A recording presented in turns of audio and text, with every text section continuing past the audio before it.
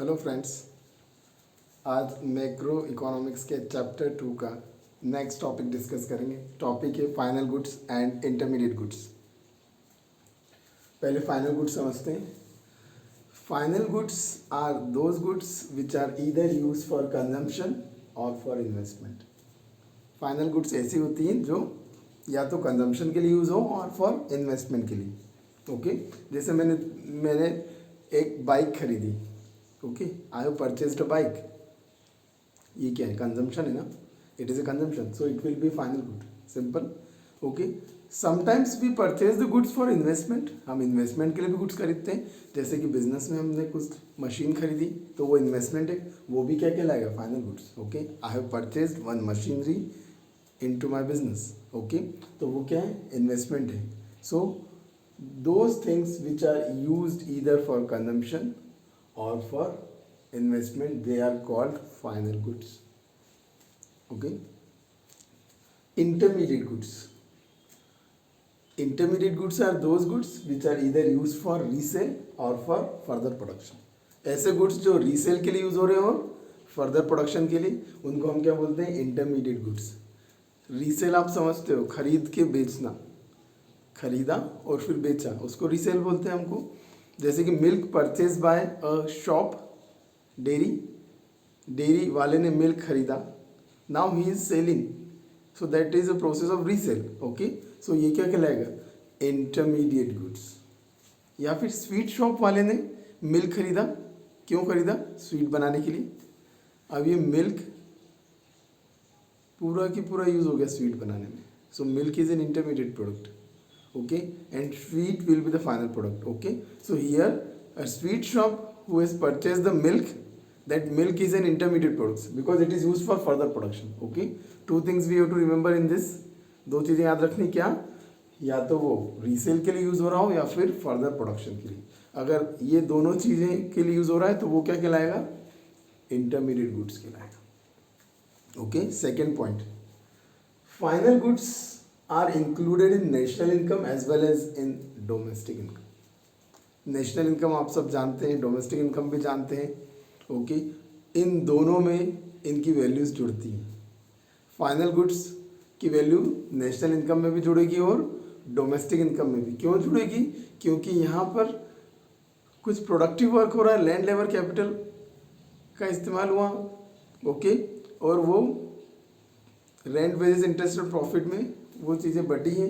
Okay, तो कहीं ना कहीं ये नेशनल इनकम और डोमेस्टिक इनकम में ऐड होगा। But on the other hand, intermediate goods are not included in national income nor in domestic income. Intermediate goods नहीं ऐड होंगी, ना तो नेशनल इनकम में ऐड होगी ना domestic income. Why? Because they are not finished good. Finished good नहीं हो, वो इंटरमीडिएट गुड्स हैं, वो रॉ मटेरियल है।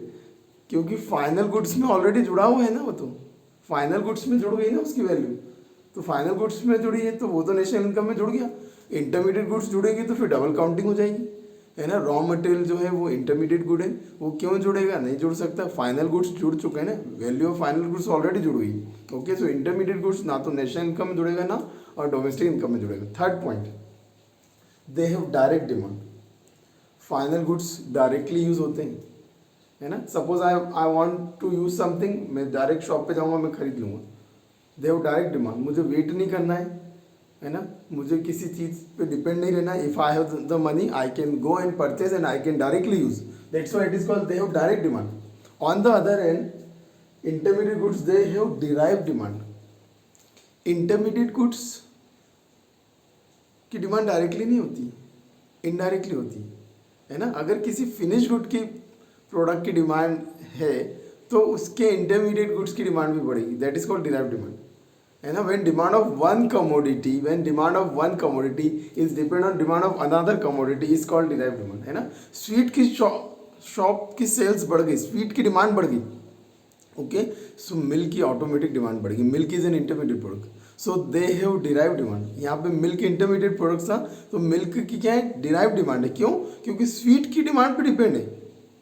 But in final goods it is not like that, directly demand बढ़ेगी ना। फाइनल गुड्स तो डायरेक्टली कंज्यूम हो रहा है, मगर intermediate goods are indirectly used.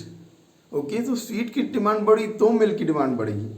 So that's why it is called derived demand. They have derived demand. Next point, they are ready to use by final users. ये ready to use होते हैं, है ना. They are out of the production boundary. ये ready to use है. अब हमें कुछ नहीं करना है. All the values are being already added. जितनी भी प्रोसेस होनी थी वो हो चुकी है. अब सिर्फ इनको यूज करना बाकी है. That's why they are called, they are ready to use. On the other hand, they are not ready for use. वो अभी यूज के लायक नहीं. क्यों? Still there is some process is remaining. अभी वो प्रोडक्शन प्रोसेस में है, अभी कुछ बाकी है. That's why they are called intermediate ना. वो रॉ मटेरियल के फॉर्म में, अभी फिनिश गुड के फॉर्म में नहीं. So they are not ready for use. Next point, they have crossed production boundary. एक प्रोडक्शन बाउंड्री होती है ना, उसके बाहर आ चुके हैं. मतलब they are ready for use, they are ready for sale. Okay, वो उपयोग करने के लायक हैं. अब हमें उसमें कुछ भी वैल्यू एडिशन नहीं करना है. दैट मीन्स प्रोडक्शन बाउंड्री के बाहर आ चुके हैं. On the other hand they are still in the production boundary. अभी तो वो प्रोडक्शन बाउंड्री के अंदर ही है. Intermediate goods are not out of the production boundary, they are the part और they are inside the production boundary. Examples, milk purchase by a household. हर घर में दूध खरीदा जाता है और वो मिल्क क्या है, कंजम्पशन के लिए यूज हो रहा है. So it is one of the best example for the final good. Machine purchase in a business, it's an investment है. So machine is a final good. Okay, in case of intermediate goods examples देखिए. Milk use by dairy shop वाले ने milk खरीदा for resale, है ना. Resale हुआ that means what, it is an intermediate goods. Example number 2, coal used in a factory. Coal खरीदा for further production. Coal is intermediate good now, क्योंकि final good तो कुछ और बनेगा. So coal purchase by factory for further production is an example of intermediate goods.